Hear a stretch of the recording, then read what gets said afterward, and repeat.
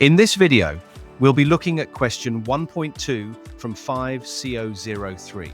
You should have read the scenario and know that this question is asking you to discuss two personal or ethical values and how applying them consistently would inform your work in people practice for the case study organization.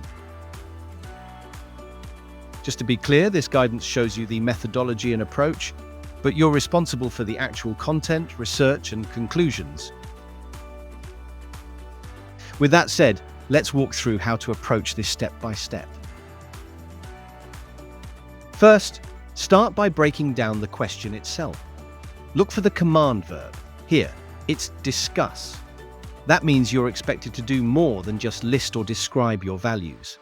You'll need to explore them, compare their significance, and really weigh up how they relate to your role in the scenario. The question wants you to focus on just two values and specifically asks you to tie their application to people practice in the organization. So don't try to cover every value out there or be too general about ethics.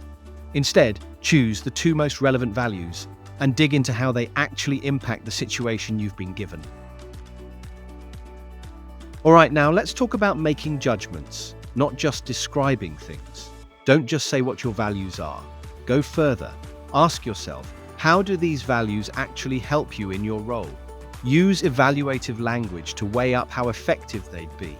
For example, you could consider possible challenges. Maybe your values might clash with the way things are already done in the organization. Or maybe standing by your values could either strengthen or complicate team dynamics. Think about both sides.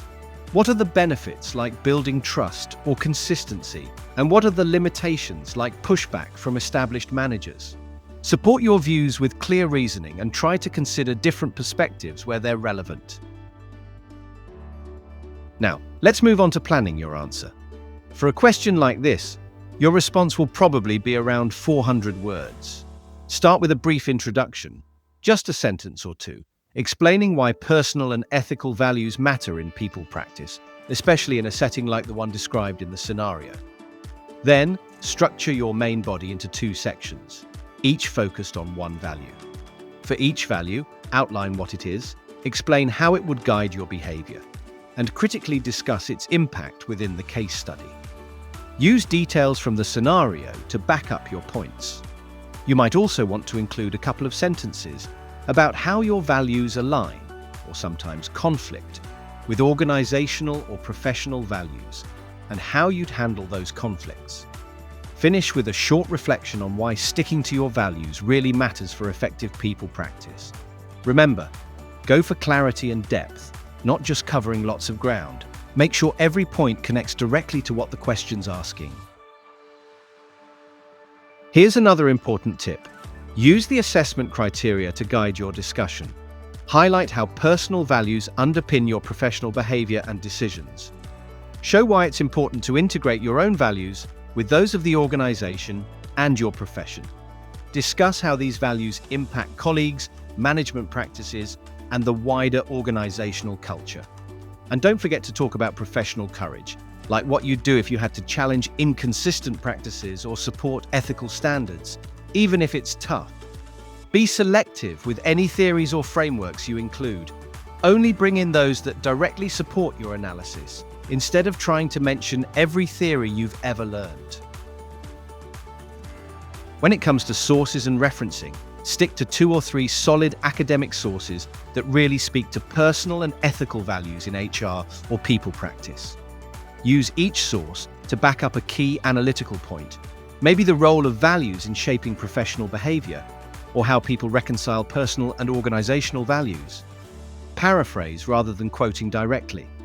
That keeps your answer concise and shows you understand the material. Make sure you use Harvard referencing both in text and in your reference list, and only include references that genuinely support your analysis. As you write, always connect theory to the scenario. For example, if you're discussing fairness, show how it could address uneven management practices in the case study. Or if you choose integrity, explain how it might shape your response to ethical challenges. Use evidence from the scenario to show what your values would look like in action and to support your analysis. If you're aiming for high marks, prioritize depth over breadth. Analyze your two chosen values thoroughly, using relevant theory and evidence from the scenario. Show critical thinking by acknowledging the complexities, like what happens when your personal values don't quite line up with those in the organization, and how you'd work through those differences.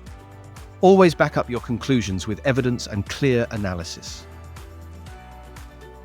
And finally, write clearly and concisely.